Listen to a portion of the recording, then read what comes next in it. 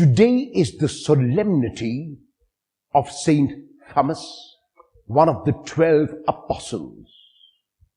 Saint Thomas has often been called Doubting Thomas. However, this is to do a disservice to Thomas and to Jesus, because in the gospel text that we will hear today, Jesus never calls Thomas doubting. He calls him unbelieving. The Greek word for unbelieving is apistos. So Jesus says to Thomas, do not be apistos, be pistos, which means do not be unbelieving, be believing. The question arises as to why did Thomas not believe? He did not believe the disciples who had told him that Jesus had appeared to them.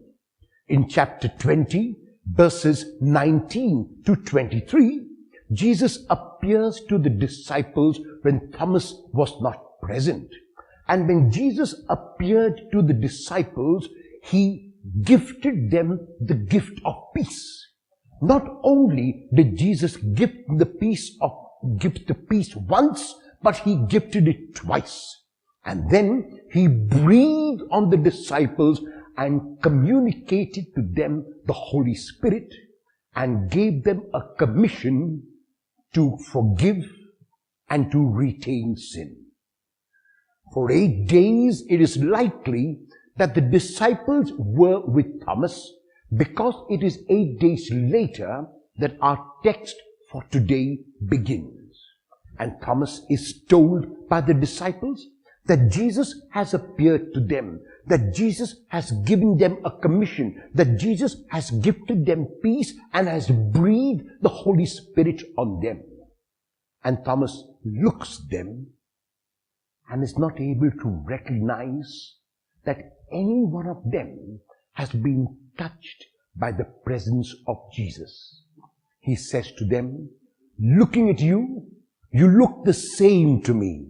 There seems to be no transformation in any of you. There seems to be no change in any of you. It does not seem to me that the Lord has appeared. So the fault is not with Thomas.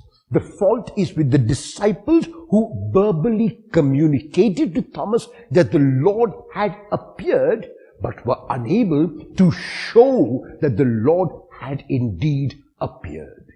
Be that as it may, the Lord realizes that if Thomas is to be transformed from unbelieving to believing, the Lord must come again.